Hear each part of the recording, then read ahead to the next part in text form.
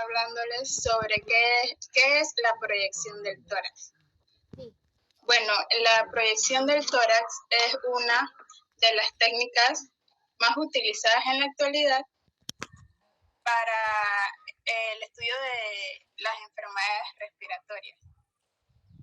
Esta exploración de las proyecciones del tórax es muy accesible y está al alcance de cualquier nivel asistencial, y también es una de las herramientas más demandadas por los especialistas médicos. Pero también tiene una parte que es que su lectura o evaluación tiene una gran dificultad, así que requiere una gran experiencia. Las proyecciones del tórax proporcionan información de utilidad diagnóstica.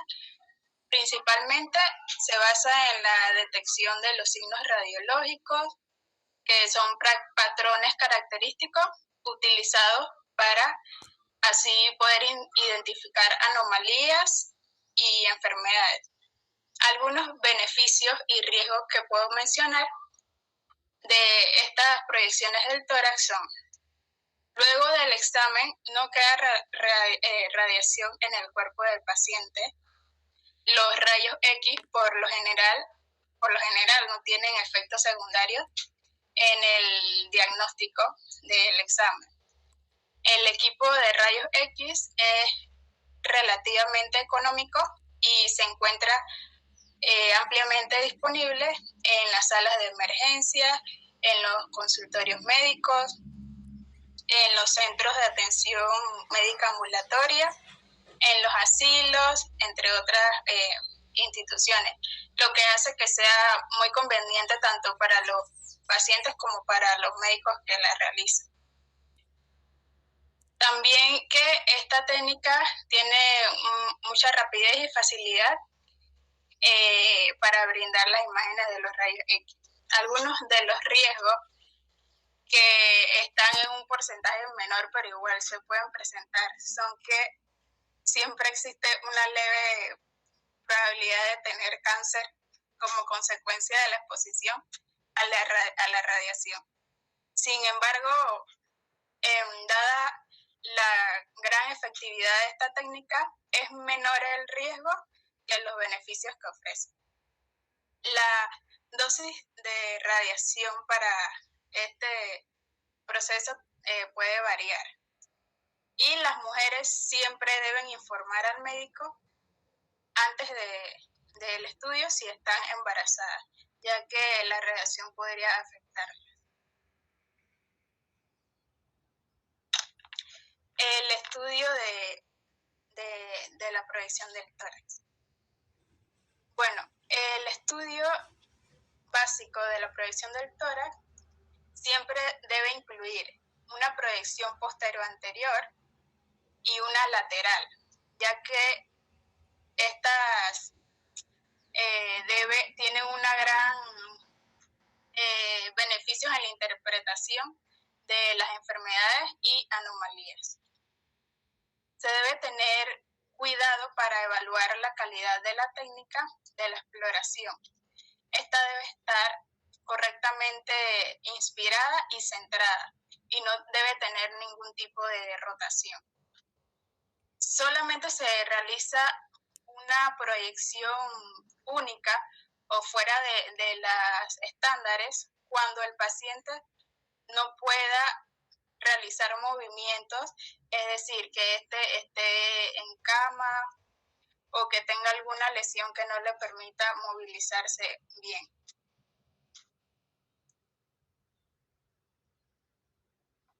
Los tipos de proyecciones. El primero es la proyección posterior-anterior. En esta, la radiación entra por la espalda del paciente y el corazón se localiza cerca de los detectores o de la película. Con respecto a la colocación, para saber si la persona a estudiar se coloca bien centrada con respecto a los rayos X, se mide la distancia entre el borde interno de las clavículas, que en esta imagen el borde interno de las clavículas son estas dos líneas rojas que están aquí, y se debe ubicar con la línea imaginaria que debe unir las apófisis espinosas dorsales. Y entonces la distancia entre la clavícula y la línea imaginaria debe ser la misma para que entonces se diga que está bien centrada. Con respecto a la inspiración, el médico debe decir al paciente que éste debe inspirar lo más profundo hasta que se lleguen a ver sus costillas. En la parte debe observarse el lado derecho del arco anterior de 8 a 10 costillas. Y en esta imagen se puede ver que está en la parte derecha son los números negros y se puede ver de la octava a la 10ª costilla. Y en el lado izquierdo, que son los números azules, se puede ver que está de la 5ª a la 7ª costilla, y esto quiere decir que si se pueden ver es porque está bien inspirada el paciente, y entonces sí se podría realizar la valoración correcta de esta proyección. La proyección anteroposterior. En las vías anteroposteriores, las posiciones de la fuente y el detector de los rayos X son revertidos a la proyección posterior anterior, ya que aquí los rayos X ingresan por la parte anterior y salen por la parte posterior del tórax. Las radiografías anteroposteriores son más difíciles de interpretar que las posterior anteriores. Y por esto, generalmente, como lo dije anteriormente, la proyección anteroposterior es más utilizada cuando el paciente no puede movilizarse bien. En la proyección anteroposterior se magnifica la silueta cardíaca y también aumenta la sombra cardíaca. En esta imagen se puede ver en la figura izquierda la proyección anteroposterior, que se puede ver que la sombra cardíaca es más oscura que en la imagen derecha, que es la posterior anterior, que se puede ver más clara. La proyección lateral. En la proyección lateral, el paciente debe elevar los brazos por encima del nivel de los hombros y colocar su costado izquierdo sobre la placa receptora. Con esto se busca que el corazón se pueda situar más cerca de la placa, con el mismo fin que en la proyección posterior anterior, que es minimizar la sombra cardíaca y poder ajustar la imagen para que se pueda visualizar lo más posible al tamaño real. La proyección lateral también puede revelar la presencia de lesiones que están detrás del corazón, en proximidad del mediastino y del diafragma. La proyección lateral y posterior anterior se realizan a veces en conjunto, ya que una revela algunas imágenes y con la otra se complementan, y al unirlas se pueden ver todas las estructuras. La proyección lateral también se puede visualizar la silueta cardíaca y los hilios pulmonares. En esta imagen de la derecha hay una proyección lateral del tórax. Se puede ubicar, aquí está el esternón, el hilio pulmonar, la silueta cardíaca. También se puede ver el hemidiagrama derecho que está aquí ubicado con la línea, y el hemidiafragma izquierdo, que está acá. Ya la imagen de abajo es la misma, solo que no está identificada con las líneas. Oli, nada más para que no nos pasemos, es el hemidiafragma, o sea, ajá, hablamos de hemidiafragma cuando lo dividimos en dos, pues casi siempre se dice el diafragma, ¿verdad? Siempre mencionamos es el diafragma completo. Pero, por ejemplo, en esta que lo mencionas, entonces se tiene que dividir porque es uno derecho, uno izquierdo. Ahí se ven las sombras. Entonces a eso se le denomina hemidiafragma, ya sea derecho o izquierdo.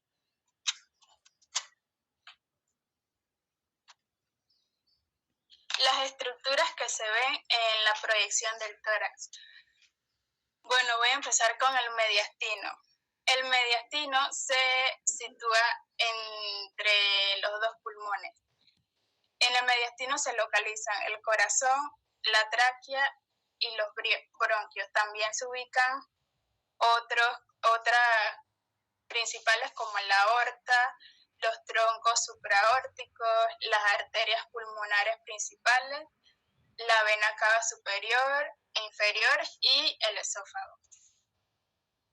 También se pueden observar la aurícula derecha, esta se ubica en el tórax derecho, la aurícula izquierda se ubica en el tórax izquierdo y el ventrículo izquierdo en el tórax izquierdo. En esta imagen está con el círculo remarcado como el espacio donde se situaría el mediastino. Las divisiones del mediastino. El mediastino se puede dividir en superior, que en esta imagen es una proyección lateral. En este cuadro que tiene la S es el mediastino superior.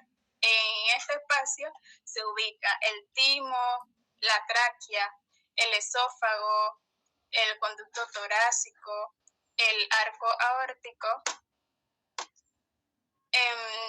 algunas venas como la cava superior, branquiocefálica, intercostal superior, también algunos nervios como el vago, frénico, laringio, recurrente izquierdo y algunas estructuras linfáticas y otras pequeñas arterias y venas. En el mediastino anterior, que en la imagen sería esta parte que tiene la A de anterior, ahí se ubica el timo, parte del timo y ganglios linfáticos. También el mediastino medio, que sería esta parte donde está la M de medio, se ubica los nervios frénicos, el corazón, el pericardio, la aorta ascendente, el tronco pulmonar, la vena cava superior y la arteria pericardiofrénica. Y por último, el mediastino posterior, que es toda esta parte de acá. Aquí se ubicaría lo que vendría siendo la aorta torácica descendente, la vena ácigos, la vena hemiácigos, la vena hemiácigos accesoria, también parte del conducto torácico, el esófago, entre otros, nervios y estructuras. Esta imagen de la izquierda es una silueta del mediastino, pero más como en dibujo. Y la parte de abajo, la imagen de abajo, toda la parte verde es todo donde se ubica el mediastino, pero en una proyección posterior anterior. Ahora hablaré sobre las válvulas. También se pueden encontrar en las proyecciones las válvulas. Se pueden observar la válvula tricúspide, la válvula mitral, la válvula pulmonar y la válvula aórtica. En la parte izquierda, en la imagen izquierda, hay una proyección posterior anterior y encima se encuentra una imagen con las válvulas. En esta parte se encuentra la válvula pulmonar. Acá señalada la válvula tricúspide.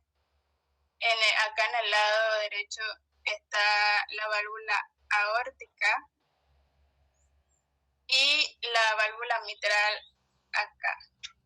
En la imagen derecha se encuentran también remarcadas las válvulas, solo que con letras.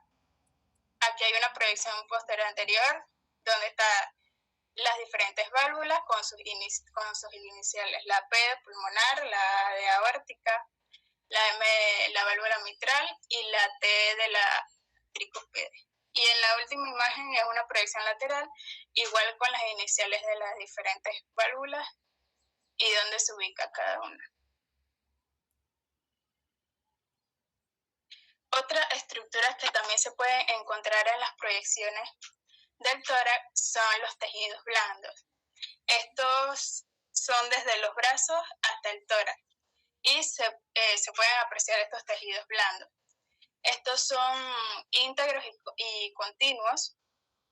En las mujeres se aprecian mucho las mamas como elementos radiopacos y están en el nivel inferior de los pulmones, junto a los pezones que se representan como pequeños nódulos. Algunos tejidos blandos son la piel, los músculos, el tejido celular subcutáneo. En esta imagen se puede apreciar una proyección posterior anterior donde se representa una parte de los tejidos blandos en las mujeres y están aquí las mamas, como se pueden ver toda esta forma en las partes de las mamas. Otras estructuras que se pueden ver en las proyecciones del tórax son las estructuras óseas. Estas, como los tejidos blandos, se puede ver parte del húmero y su integridad. Las estructuras óseas incluyen las vértebras torácicas. Si la radiografía está bien penetrada, estas se deben apreciar ligeramente. Y las costillas, su evaluación radica en observar el recorrido que estas hacen desde la columna vertebral hasta la unión con la línea media.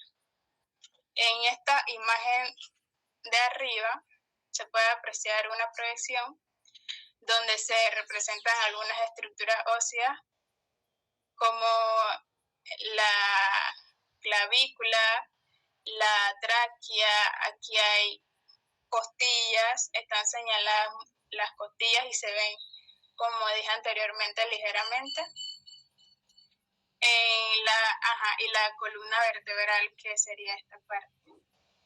En la imagen de abajo también hay una proyección posterior anterior y una lateral.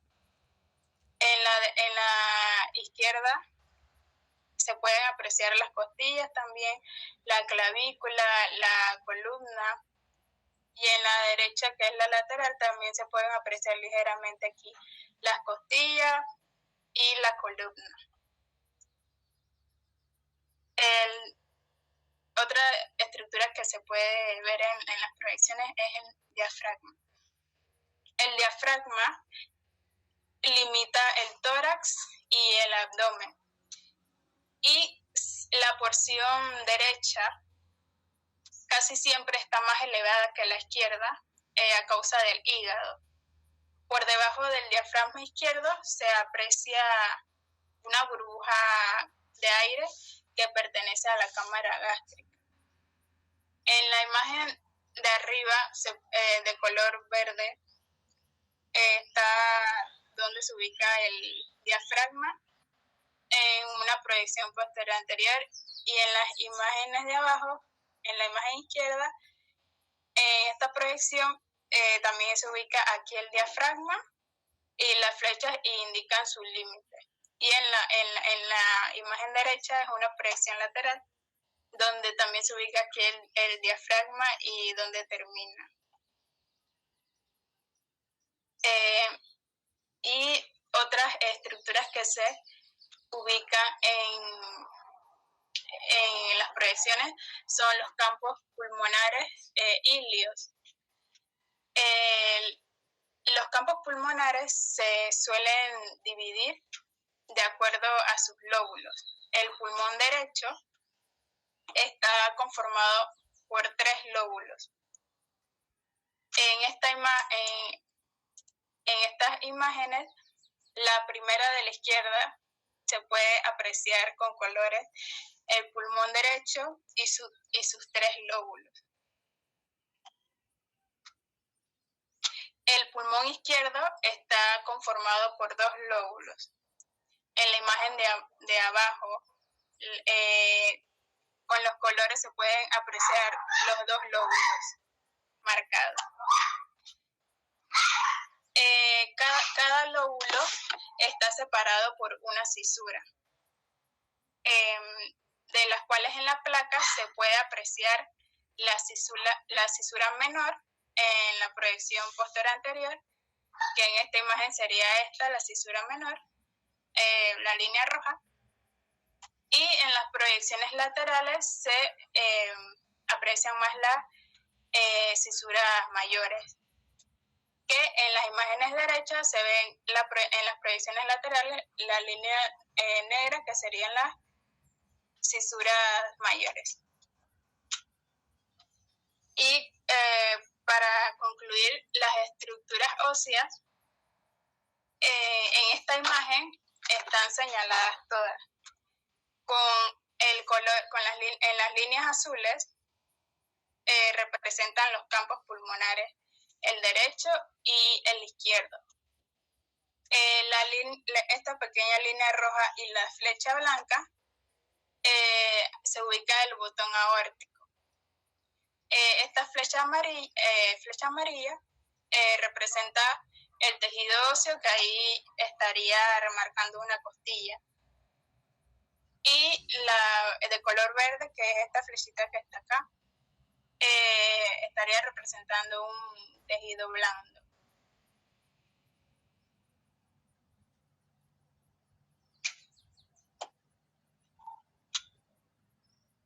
Posición del paciente.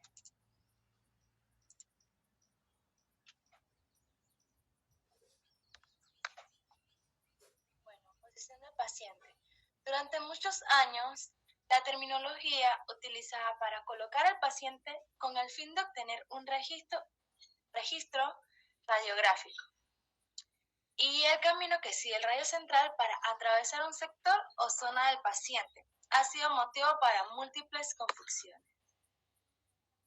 Siguiente.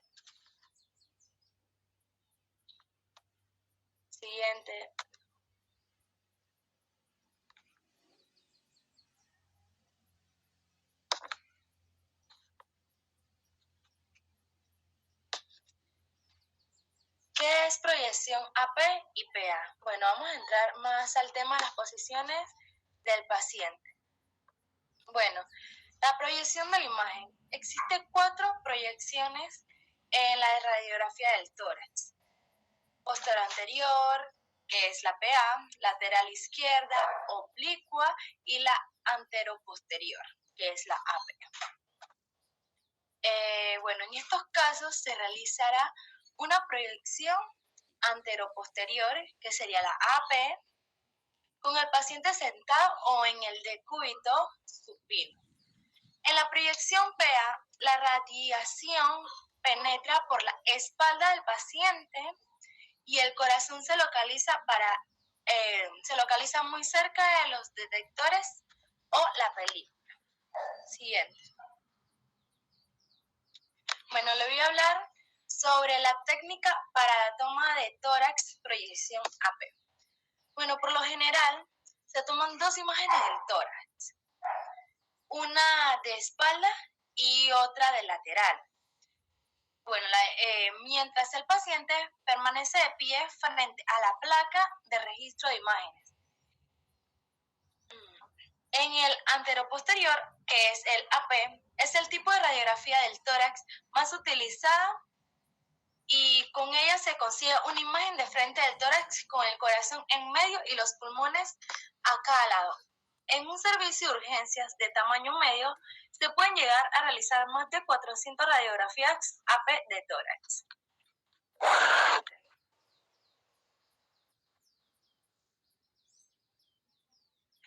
Técnica para la toma de tórax de proyección PA. Bueno, le voy a explicar un poco cómo se realiza. Bueno, factores técnicos. El tamaño del RI 14 por 17. Bueno, la posición del paciente. La posición del paciente es erecta, sentado en la camilla con las piernas sobre el borde. Los brazos alrededor del chasis, a menos que se utilice un RI para tórax. Hombros rotados hacia adelante y hacia abajo. La posición de la región anatómica. Esta no tiene rotación del tórax.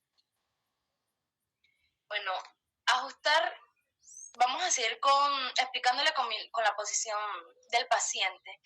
Esta se debe ajustar a la altura del RI, del modo que su parte superior se encuentre a unos 4 a 5 centímetros de encima de los hombros y el RC esté en T7. Bueno, si se utiliza un chasis portátil porque el paciente no puede colocarse contra la tabla torácica, colocar una almohada o un cojín en el regazo para elevar y aguantar al chasis para mantenerlo contra el tórax a la menor distancia posible entre el objeto. Bueno, el rayo central aquí sería el RC perpendicular al RI. Y bueno, es centrado en el plano medio sagital a nivel del T7. Bueno, la técnica y dosis KV 77 a 84 y tiene una distancia de 1.80. Siguiente.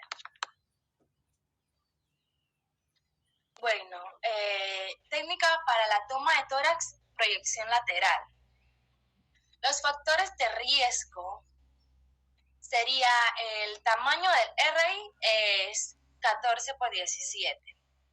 La posición del paciente es una posición erecta con el lado izquierdo contra el RI, a menos que los síntomas se localicen en el lado derecho. En este caso, se debe realizar una radiografía lateral.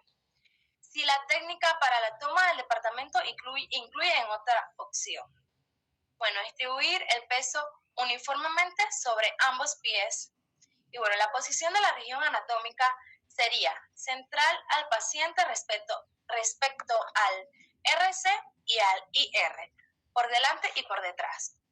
También se debe colocar al paciente en una posición lateral verdadera. Siguiente. Técnica para la toma de la reja costal, proyección oblicua posterior o anterior. Bueno, factores técnicos. Los factores técnicos sería el tamaño del receptor de imagen, que sería 14 por 17. La posición del paciente. Se refiere, se le dice al paciente que se ponga en posición por encima del diafragma, si el estado del paciente lo permite, claro, o por debajo del diafragma. Bueno, la posición de la región anatómica sería girar al paciente a 45 grados en posición oblicua, posterior o anterior, con el lado afectado más cerca del receptor de la imagen. en la oblicua posterior y con el lado afectado alejado del receptor de la imagen en la oblicua anterior. Elevar los brazos al lado superior por encima de la cabeza, extender el brazo opuesto hacia abajo y tras del paciente separar el tórax. Si está en decúbito, flexionar las rodillas del lado superior para ayudar a mantener esta posición.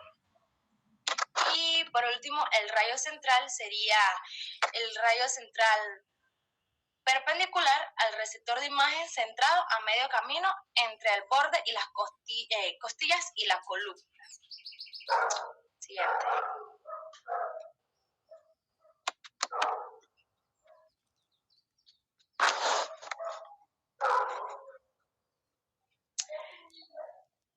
Técnica para la toma de reja costal, proyección AP, costillas posterior, supradiafragmática. Bueno, los factores técnicos serían tamaño del receptor de imagen 14x17, posición del paciente. Se prefiere en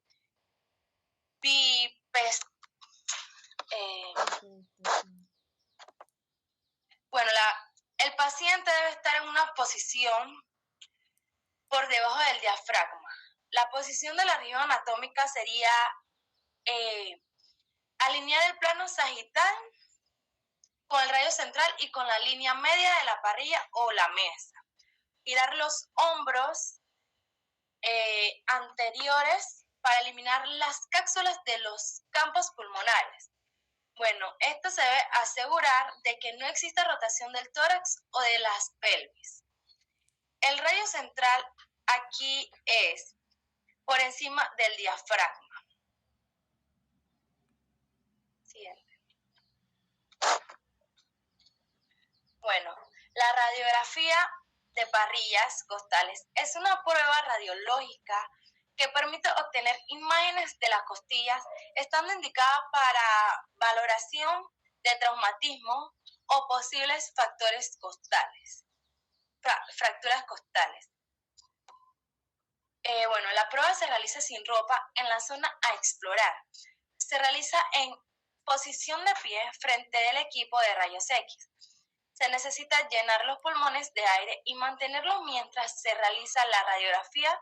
Habitualmente se toman dos imágenes, una de frente a la máquina y la otra de lado. Siguiente. Bueno, técnica para la toma de clavícula, proyección AP, PA y axial. Factores técnicos. Tamaño del RI es 8x10 a 10x12. Bueno, la posición del paciente acá es obtener la radiografía con el paciente en posición de cúbito supino, con los brazos en los costados, el mentón elevado y mirando directamente al frente. La parte posterior del hombro debe estar en contacto con el receptor de imagen o con el tablero de mesa sin rotación del cuerpo. La posición de región anatómica sería centrar la clavícula y el receptor de imagen con el rayo central.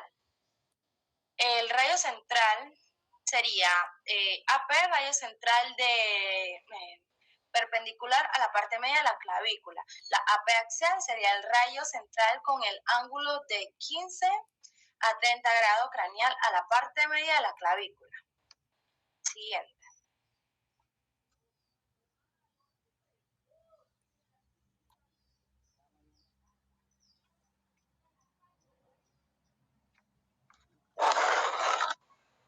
Bueno, esta técnica se coloca al paciente en bipedestación o decúbito supino, en una vista anterior-posterior hacia el tubo del RX, dirigiendo el rayo central a la altura del hombro en el tercio medio de la clavícula, colocando el RC perpendicular al centro del chasis. Siguiente.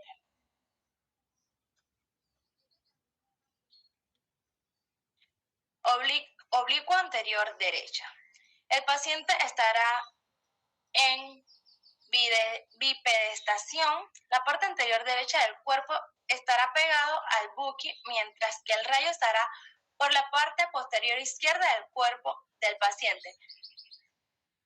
Permite una visión del corazón desde la punta cardíaca diferente, diferenciando las placas derechas de la izquierda para valorar crecimiento ventriculares. Siguiente. Oblicua anterior izquierda. El paciente estará en bipedestación. La parte anterior izquierda del cuerpo estará pegado al buki, mientras que el rayo estará por la parte posterior derecha del cuerpo del paciente. Se administra contraste para opacar el esófago.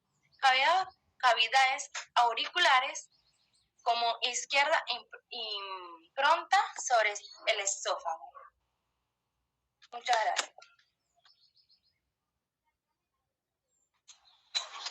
El tórax, conocido como pecho, tiene en el interior una estructura ósea que lo conforma y le da soporte a esta estructura, la cual conocemos como caja torácica o tórax óseo. Tiene una forma que recuerda someramente un cono, ya que crece de ancho inferiormente y forma una cobertura. Como bien sabemos, este consta de 24 costillas, de las cuales 2 grupos son de 12, que están unidas a un hueso, el cual es largo y plano, ubicado en el centro del pecho y al cual llamamos esternón. Como podemos observar en la siguiente imagen, pásala por favor. Podemos observar desde la vista anterior y la vista posterior de la caja torácica. En la vista anterior tenemos la clavícula, el omóplato, el esternón, también las costillas verdaderas, las costillas falsas, las costillas flotantes y el cartílago costal, como también el apófisis sifoides. En la vista posterior podemos observar las vértebras torácicas y la vértebra lumbar. En la siguiente diapositiva, podemos observar los elementos principales que conforman la caja torácica. Bien, las vértebras torácicas dorsalmente es uno de esos elementos, como también lo son las costillas lateralmente. El esternón y los cartílagos costales que aseguran las costillas al esternón anteriormente. En la siguiente diapositiva hablaré de las funciones principales de la caja torácica, las cuales son proteger los órganos vitales de la cavidad torácica, como lo son el corazón, los pulmones y los grandes vasos sanguíneos. También soporta la cintura escapular del hombro y a las extremidades superiores. Este también proporciona los puntos de anclaje de muchos músculos del cuello, espalda, tórax y hombros. Finalmente, los espacios intercostales son los que están entre las costillas. Estos están ocupados por los músculos intercostales que levantan y deprimen el tórax durante la respiración. Ok, en la siguiente diapositiva hablamos de los músculos intercostales. Como podemos observar en las imágenes, está el intercostal externo y el intercostal interno. Estos son los músculos que están entre las costillas durante la respiración. Estos músculos normalmente se contraen y jalan la caja torácica hacia arriba. El tórax se expande y los pulmones se llenan de aire. El tiraje intercostal se debe a la reducción en la presión del aire dentro del tórax. En la siguiente diapositiva podemos observar las costillas, las cuales son huesos planos, curvos, que forman la mayor parte de la caja torácica. Estos son extremadamente livianos, pero altamente resilientes, lo cual contribuye a su tarea principal, que es la protección de los órganos torácicos internos. Existen 12 pares de costillas, las cuales articulan con la columna vertebral, Como podemos observar en las imágenes, están las costillas rojas, las cuales son 7 pares de costillas verdaderas. Las verdes, las cuales son 3 pares de costillas falsas. Y las azules, las cuales son 2 pares de costillas flotantes. En la siguiente diapositiva podemos observar la costilla verdadera típica. Bien, en la estructura general de la costilla se pueden diferenciar ciertas partes significativas que son la cabeza, el cuello y el tubérculo. La costilla verdadera típica es un hueso plano, encorvado y su principal porción se le llama cuerpo. El borde superior del cuerpo es liso, pero su borde inferior es agudo y fino. Y tiene en su cara interior el surco costal, que es el cauce por donde corren los nervios y vasos sanguíneos intercostales. El extremo anterior del cuerpo está anclado del cartílago costal, el cual asegura al esternón. Como último punto, en la siguiente diapositiva tenemos el esternón, el cual se encuentra en la línea mediante anterior del tórax, con una forma que recuerda vagamente un puñal. Este es un hueso plano de unos 15 centímetros de longitud y ha sido el resultado de fusión de 3 huesos, los cuales son el manubrio, el cuerpo y la apófisis sifoides, así como también tiene 3 puntos de interés anatómico, el cual conocemos como la muesca yugular, el ángulo externo y la articulación sifoesternal. Muchas gracias y sigo con mi compañera.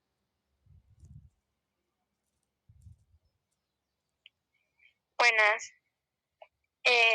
Profe, no puedo prender la cámara por problemas de conexión.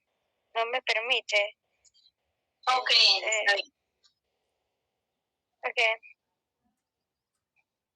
Sondas enterales. La alimentación por sonda. Las sondas enterales también son llamadas nutrición enteral. La alimentación por sonda o nutrición enteral proporciona nutrición en forma de líquido o fórmula mediante una sonda colocada en el estómago o intestino. También se pueden administrar algunos medicamentos a través de la sonda de alimentación. La nutrición enteral con sonda está indicada para pacientes que tienen un tubo digestivo funcional pero no pueden ingerir oralmente los nutrientes suficientes porque no son capaces de tragar o no desean comer. Generalmente hay 2 formas de colocar la sonda de alimentación: a través de la nariz, que es no quirúrgica, y a través de un pequeño corte o incisión en el abdomen, que sí es quirúrgica. Las sondas de alimentación más comunes incluyen las sondas nasogástricas, que son a través de la nariz, y las sondas de gastrostomía, que es a través de la incisión en el abdomen. Siguiente.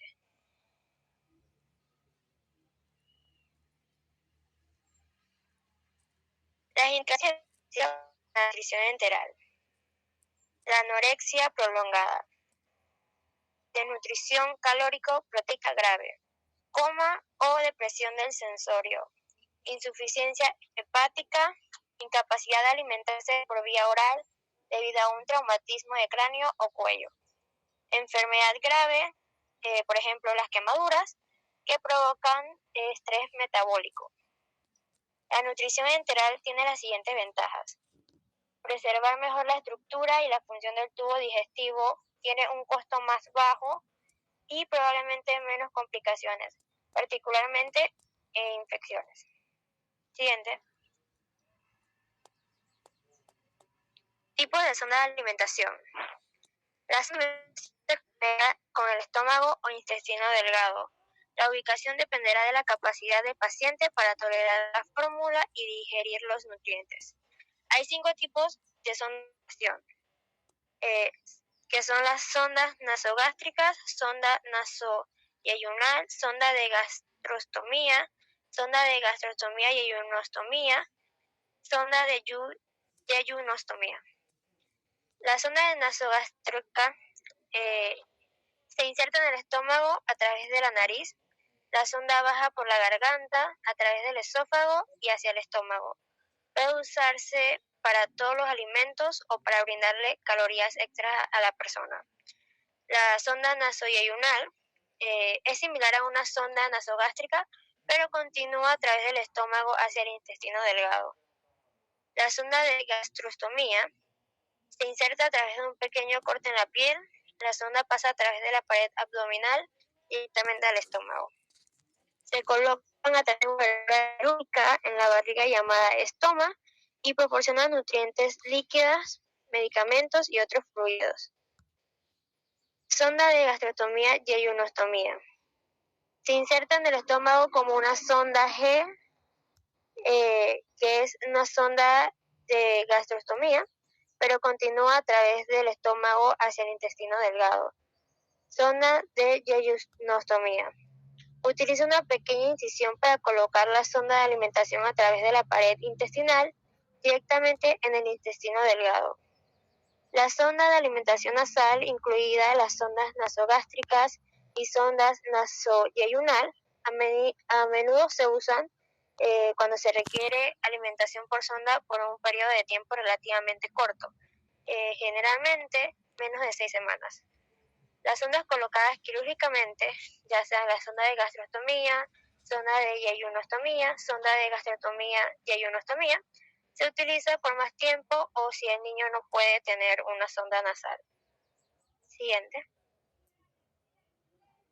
Efectos secundarios de la alimentación por sonda. Los efectos secundarios de alimentación por sonda más comunes son las náuseas, vómitos, calambres estomacales, diarrea, estreñimiento e hinchazón. Otros efectos secundarios posibles incluyen lo siguiente: que se genere infección de toda la sonda, que la sonda se mueva fuera del lugar o se desprenda, que la fórmula ingrese a los pulmones y que la mayoría de los efectos secundarios puedan prevenirse siguiendo las instrucciones de cuidado y alimentación.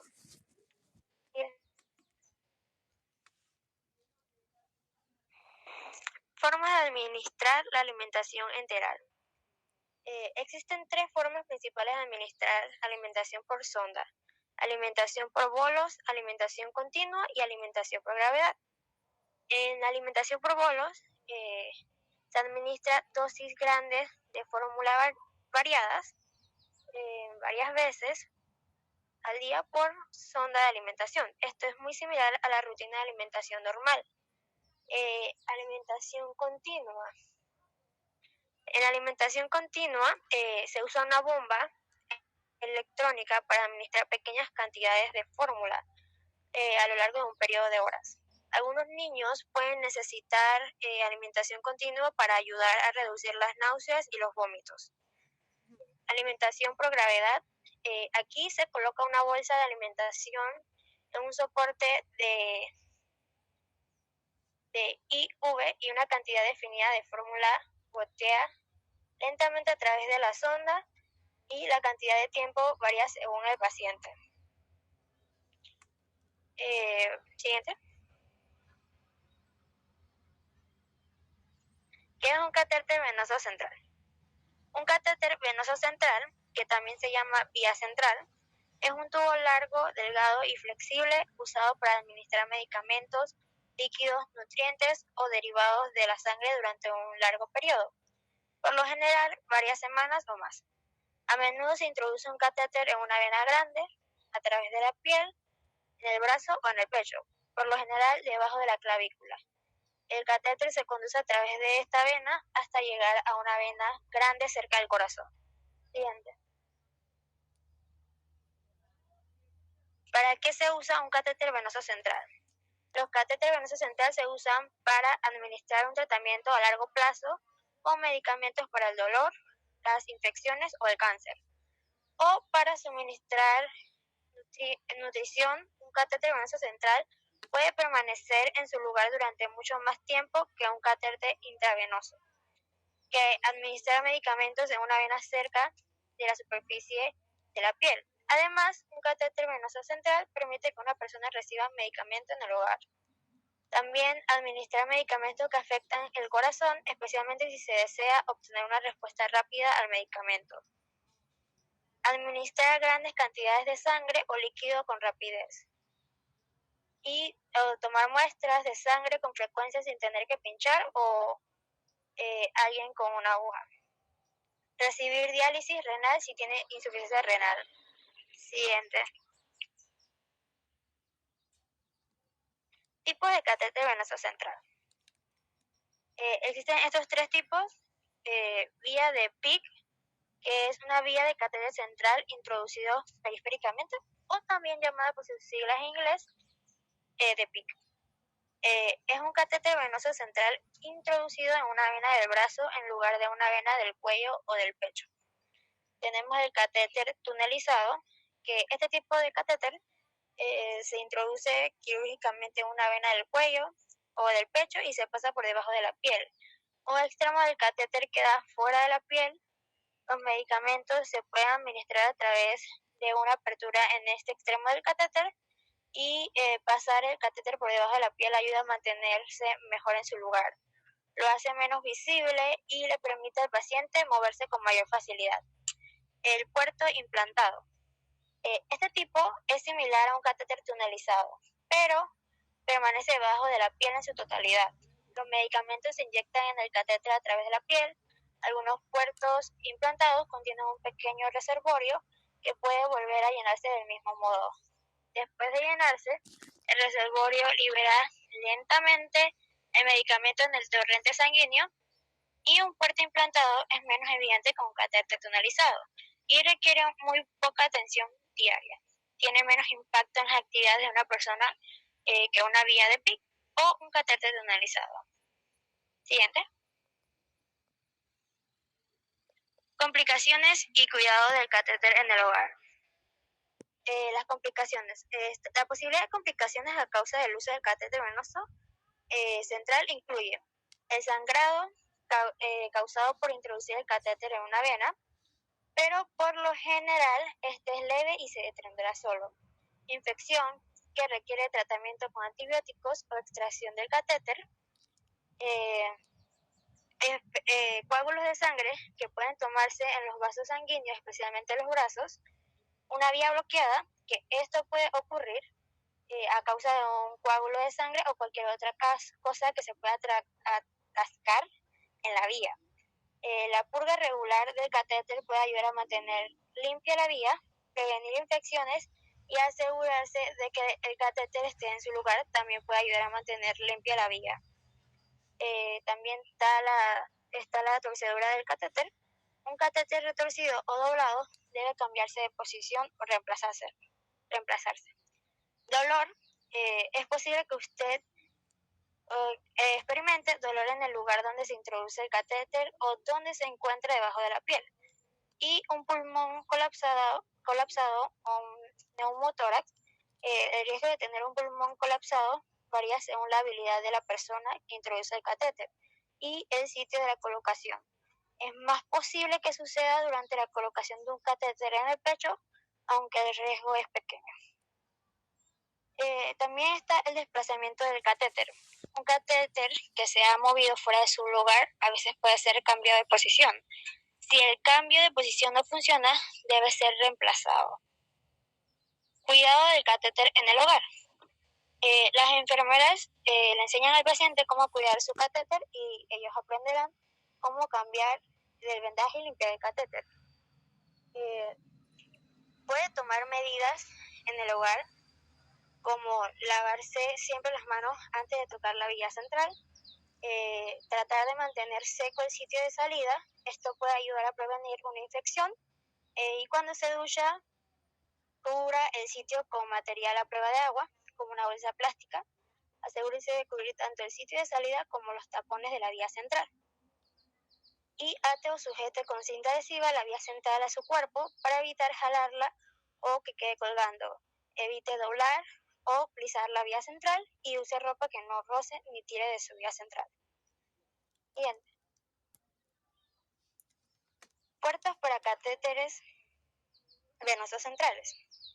Si el catéter está en su pecho, algunas veces está conectado a un dispositivo llamado puerto, que está bajo la piel.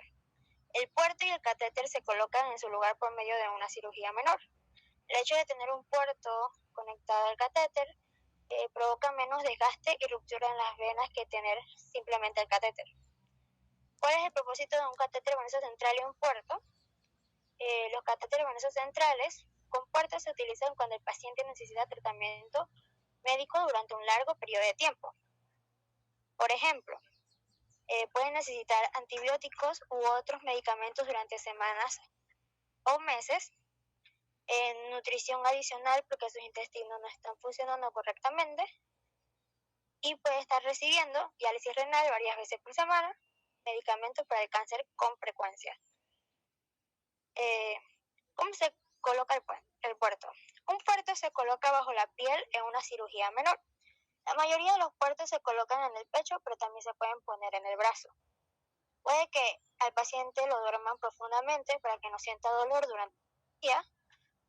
Puede reemplazar o que puede permanecer despierto y recibir medicamentos para ayudar a relajarse e insensibilizar el área para que no sienta dolor.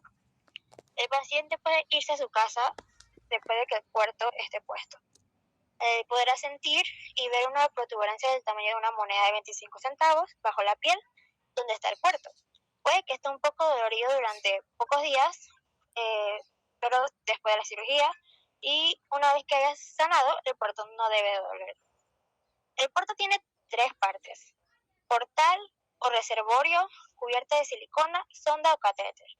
Portal o reservorio: una bolsa que está hecha de metal duro o plástico, cubierta de silicona, donde se introduce una aguja en el portal. Sonda catéter: transporta medicamentos o sangre desde el portal hasta una vena grande y hacia el corazón. Cuando el puerto no se está utilizando, el paciente puede bañarse o nadar, siempre y cuando el doctor diga que está listo para la actividad. Tiene que consultar con el doctor si planea practicar cualquier deporte de contacto, como por ejemplo el fútbol o el fútbol americano. Nada va a sobresalir de la piel cuando el puerto no se esté utilizando. Esto disminuye la posibilidad de infección. Siguiente. Catéter de Swan-Ganz. El catéter de Swan-Ganz permite monitorizar parámetros hemodinámicos y fundamentales para el control del paciente crítico. Presión en diferentes cavidades y grandes vasos, cálculo del gasto cardíaco, medida de la temperatura central y la saturación venosa mixta, administración de fármacos y extracción de muestra de sangre. El catéter dispone de diferentes luces y dispositivos para realizar dichas funciones. Y ahí vemos una imagen de cómo es el catéter. Siguiente.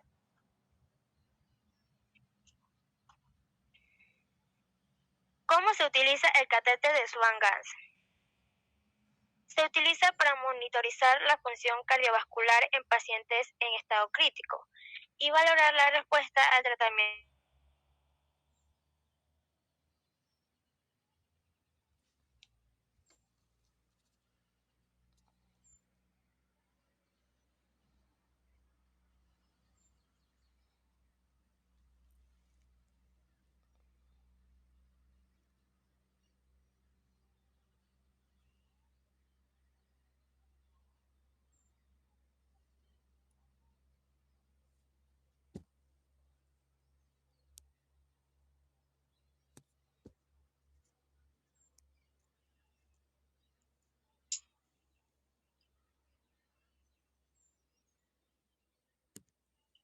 Chicos, ¿se fue Angie?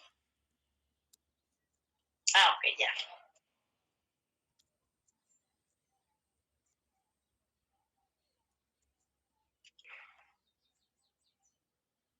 Médico.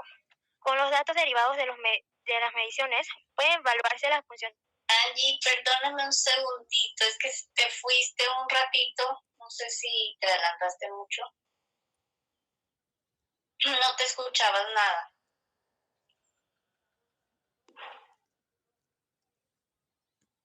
¿Ya me escuchan, prof? Se me fue por un momento. Sí. Ok, ya. Ok. Bueno, voy a repetir esta parte. Con los datos derivados de las mediciones pueden evaluarse las funciones ventriculares izquierda y derecha y lograr un diagnóstico diferencial de los edemas pulmonares cardiogénicos y no cardiogénicos. También tenemos la monitorización de PVC, que es de la presión de arteria pulmonar y de enclavamiento de la arteria pulmonar. Medición del gasto cardíaco mediante termodulación,